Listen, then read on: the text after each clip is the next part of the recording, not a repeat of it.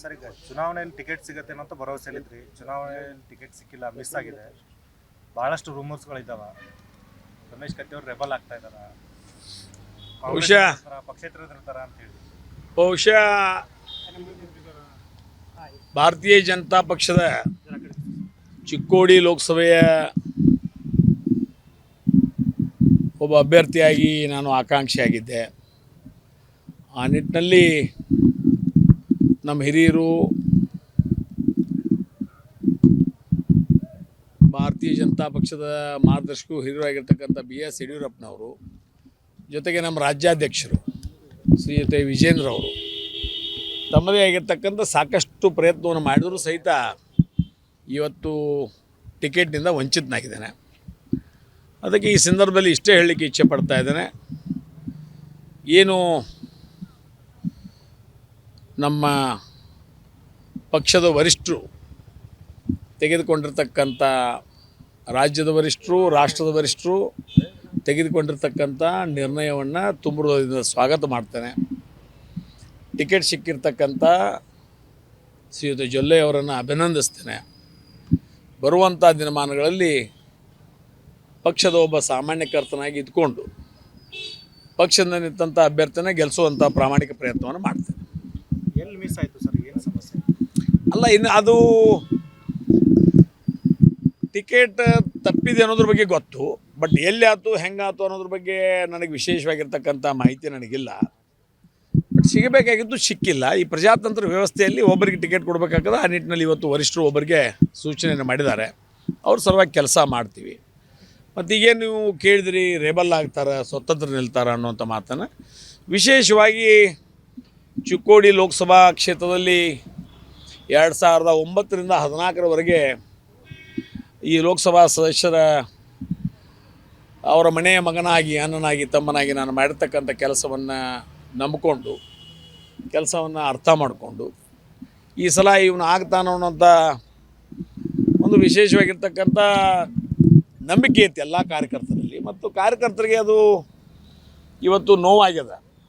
ರಮೇಶ್ ಕತ್ತಿಗೆ ಯಾಕೆ ಸಿಗಲಿಲ್ಲ ಅನ್ನುವಂಥ ನೋವಾಗ್ಯದ. ಆ ನೋವಾದಂಥ ಸಂದರ್ಭದಲ್ಲಿ ಸ್ವಾಭಾವಿಕವಾಗಿ ಏನಾದರೂ ಒಂದು ನಿರ್ಣಯ ಮಾಡಿರಿ ಅನ್ನುವಂಥ ಒತ್ತಡ ಇವತ್ತು ನನ್ನ ಮೇಲೂ ಬರ್ತಾಯಿದೆ.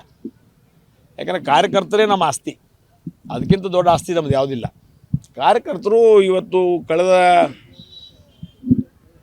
16 ವರ್ಷಗಳಿಂದ ನನ್ನ ಒಡನಾಡಿನಲ್ಲಿದ್ದಂಥವರು, ರಮೇಶ್ ಕತ್ತಿ ಈ ಸಲ ಬೇಕಾಗಿತ್ತು, ಹಿಂದೊಮ್ಮೆ ತಪ್ಪಿತು, ರಾಜ್ಯಸಭಾ ಮಾಡ್ತಾರಂದ್ರು ಮಾಡಲಿಲ್ಲ, ಹಿಂದೊಮ್ಮೆ ವಿಧಾನ ಪರಿಷತ್ ಮಾಡ್ತಾರಂದ್ರು ಮಾಡಲಿಲ್ಲ, ಬಟ್ ಈ ಸಲ ಕೊಡಬೇಕಾಗಿತ್ತು, ನಾವೆಲ್ಲ ಅತಂತ್ರರಾದೀವಿ ಅನ್ನುವಂಥ ಭಾವನೆ ಬರೋದ್ರ ಮುಖಾಂತರ ನೋವಾಗಿದೆ. ಆ ನಿಟ್ಟಿನಲ್ಲಿ ಅವರು 4-6 ಮಾತುಗಳನ್ನು ಮಾತಾಡಿರಬೇಕು. ಯಾವುದಕ್ಕೂ ಅಂಥ ಒಂದು ವಿಚಾರವನ್ನು ನಾನು ಮಾಡಿಲ್ಲ.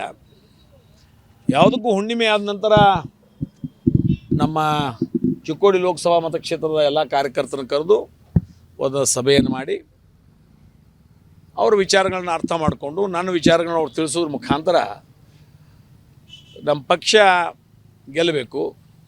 ದೇಶಕ್ಕಾಗಿ ಮೋದಿ ಭಾಳ ಮುಖ್ಯ. ದೇಶಕ್ಕಾಗಿ ಇವತ್ತು ಸಂವಿಧಾನ ಭಾಳ ಮುಖ್ಯ. ದೇಶಕ್ಕಾಗಿ ನಮ್ಮ ಪಕ್ಷ ಮುಖ್ಯ. ಆ ನಿಟ್ಟಿನಲ್ಲಿ ಅವರೆಲ್ಲರನ್ನ ಕೂಡ್ಕೊಂಡು ಚರ್ಚೆ ಮಾಡಿ ಈ ಒಂದು ಆಗಿರ್ತಕ್ಕಂಥ ನೋವನ್ನು ಸುಧಾರಿಸಲಿಕ್ಕೆ ನಾನೂ ಸಹಿತ ಅವರೊಳಗೆ ಒಬ್ಬನಾಗಿ ಪರಿಹಾರ ಮಾಡುವಂಥ ಪ್ರಾಮಾಣಿಕ ಪ್ರಯತ್ನವನ್ನು ಮಾಡ್ತೇನೆ. ಸರ್, ಕಾಂಗ್ರೆಸ್ಸಿಂದ ಆಹ್ವಾನ ಇದೆ ಸರ್. ನನಗೆ ವಿಶೇಷವಾಗಿ ಒಬ್ಬ ಸ್ನೇಹಿತರಾಗಿ ಕೆಲವಷ್ಟು ಜನ ನನ್ನ ಜೊತೆಗೆ ಮಾತನಾಡಿದ್ದಾರೆ. ಆದರೆ ಪಕ್ಷಕ್ಕೆ ಆಹ್ವಾನವನ್ನು ನನಗೆಲ್ಲಿಯೂ ಕೊಟ್ಟಿಲ್ಲ. ಆದರೆ ಒಂದು ನಾನು ಟಿ ವಿಯಲ್ಲಿ ನಾನು ನೋಡಿದ್ದು, ನನ್ನ ಹಿರಿಯ ಸಹೋದರಾಗಿರ್ತಕ್ಕಂಥ ರಾಜೀವನ ಕಾಗೆ ಅವರು, ನೀ ಕಾಂಗ್ರೆಸ್ ಬಾರಪ್ಪ, ಹೈಕಮಾಂಡ್ಗೆ ಹೋಗಿ ಭೇಟಿಯಾಗು, ಟಿಕೆಟ್ ತಗೋ, ನಿನ್ನ ಗೆಲ್ಲಿಸ ತರುವಂಥ ಕೆಲಸ ನಾವು ಮಾಡ್ತೀವಿ ಅನ್ನೋ ಮಾತನ್ನು ಟಿ ವಿ ಮುಖಾಂತರ ಕೇಳಿದ್ದೀನಿ. ಆದರೆ ವೈಯಕ್ತಿಕವಾಗಿ ಯಾರೂ ನನ್ನನ್ನು ಸಂಪರ್ಕ ಮಾಡಿ ಆಹ್ವಾನ ಮಾಡಿ ಬಾ ಹೋಗು ಅನ್ನೋಂಥ ಮಾತುಗಳು ಆಗಿಲ್ಲ. ಆ ನಿಟ್ಟಿನಲ್ಲಿ ಯಾರಿಗೆ ಅದ್ರ ಬಗ್ಗೆ ಅನುಮಾನ ಬೇಡ ಅನ್ನೋ ಮಾತನ್ನು ಹೇಳಿಕೆ ಇಚ್ಛೆ. ರಮೇಶ್ ಕತ್ತಿ ಅವರು ಜೊಲ್ಲೆ ಅವ್ರ ಜೊತೆ ಪ್ರಚಾರ ಹೋಗ್ತಾರ ಅಂತ. ರಮೇಶ್ ಕತ್ತಿ ಅವರು ಜೊಲ್ಲೆ ಅವ್ರ ಜೊತೆ ಪ್ರಚಾರ ಹೋಗ್ತಾರ ಅಂತ. ಇನ್ನೂ ಟೈಮ್ ಐತ್ರಿ, ಅದಕ್ಕೆ ನಮ್ಮದು 2ನೇ ಹಂತದಲ್ಲಿ ಐತಿ, ಇನ್ನೂ ಟೈಮ್ ಐತಿ.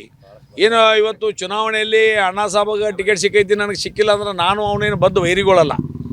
ಅಥವಾ ಅವನು ನಾನು ಬಡದಾಡಿಲ್ಲ ಅಥವಾ ಅವ್ನು ಹೊಲ ಮನೆ ನಾನು ಕಸ್ಕೊಂಡಿಲ್ಲ ಅವ್ನು ನಾನು ಕಸ್ಕೊಂಡಿಲ್ಲ. ಇಬ್ಬರು ಆಕಾಂಕ್ಷಿಗಳಿದ್ದು, ನನಗೆ ಸಿಗಬೇಕಾಗಿತ್ತು, ಅವ್ರಿಗೆ ಸಿಗಬೇಕಾಗಿತ್ತು. ಆ ನಿಟ್ಟಿನಲ್ಲಿ ಇವತ್ತು ದಿವಸ ಅನಾಸಾಮಾನ್ಯಕ್ಕೆ ಸಿಕ್ಕೈತಿ. ಪಕ್ಷದ ಏಳಿಗೆಗಾಗಿ ಇಬ್ಬರು ಕೈ ಜೋಡಿಸಿ ಕೆಲಸ ಮಾಡುವಂಥ ಕಾರ್ಯವನ್ನು ಮಾಡ್ತೀವಿ. ನಿಮ್ಮ ಜೊತೆ ಏನಾದರೂ ಮಾತುಕತೆ ಮಾಡಿದ್ರಾ ಸರ್ ಅಣ್ಣಾ ಸಾಹೇಬ್ ಜೊಲ್ಲೆ ಅವರು?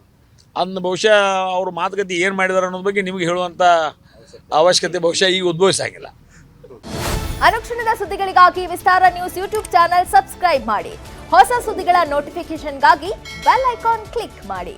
ಲೇಟೆಸ್ಟ್ ಅಪ್ಡೇಟ್ಸ್ಗಾಗಿ www.vistaranews.com ವೆಬ್ಸೈಟ್ಗೆ ವಿಸಿಟ್ ಮಾಡಿ. ಅಂಗೈಯಲ್ಲೇ ಜಗತ್ತಿನ ಸುದ್ದಿ ತಿಳಿಯಲು ವಿಸ್ತಾರ ನ್ಯೂಸ್ ಕನ್ನಡ ಆಪ್ ಡೌನ್ಲೋಡ್ ಮಾಡಿ.